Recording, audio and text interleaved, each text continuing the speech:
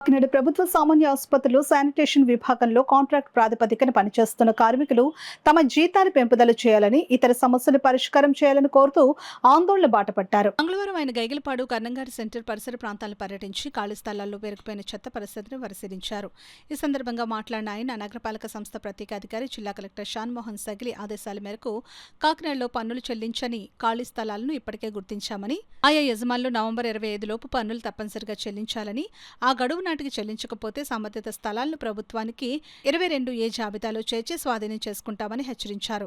ప్రతి మంగళవారం, గురువారం నగరంలోని అన్ని వార్డుల్లో ప్రత్యేక డ్రైవ్ నిర్వహించి ఖాళీ స్థలాల యజమానులకు నోటీసులు జారీ చేసి పన్నులు వసూలు చేసే చర్యలు కొనసాగుతాయని ఆయన తెలిపారు. అలాగే ఖాళీ స్థలాల పక్కన నివసిస్తున్న ప్రజలు నగరపాలక సంస్థకు సహకరించాలని, తమ పరిసర ప్రాంతాల్లోని ఖాళీ స్థలాల యజమానుల వివరాలను తెలియజేయాలని డిప్యూటీ కమిషనర్ కె శ్రీనివాసరావు కోరారు. ఈ పర్యటనలో రెవెన్యూ ఇన్స్పెక్టర్ జాన్ పాల్తో పాటు పలువురు అధికారులు పాల్గొన్నారు. స్థలాలు ఏవైతే పన్ను చెల్లించకుండా ఉన్నాయో ఆ ఖాళీ స్థలాలన్నింటినీ కూడా ప్రభుత్వం ఆధీనంలోకి తీసుకొని కార్పొరేషన్కి సంబంధించి ప్రజా సంబంధిత కార్యక్రమాలకి ఉపయోగించడం జరుగుతుంది.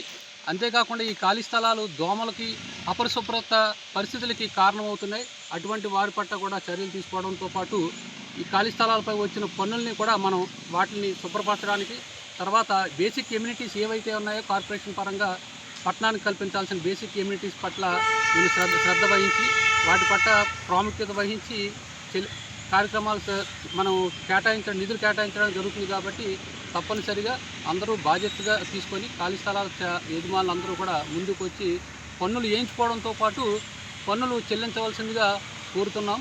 అంతేకాకుండా ఖాళీ స్థలాలకు సంబంధించి ఎవరైతే దాని పక్కన ఉన్న ఇంటి యజమానులు కూడా సంబంధ వివరాలు, ఆ ఖాళీ స్థలం ఎవరిదో కూడా మా స్టాఫ్ వచ్చినప్పుడు మీరు దయచేసి తెలియజేసినట్లయితే వారిని కూడా మన పన్ను పరిధిలోకి తీసుకురావడం ద్వారా మీరు కార్పొరేషన్కి సహాయం చేసినట్టు అవుతుంది. కాబట్టి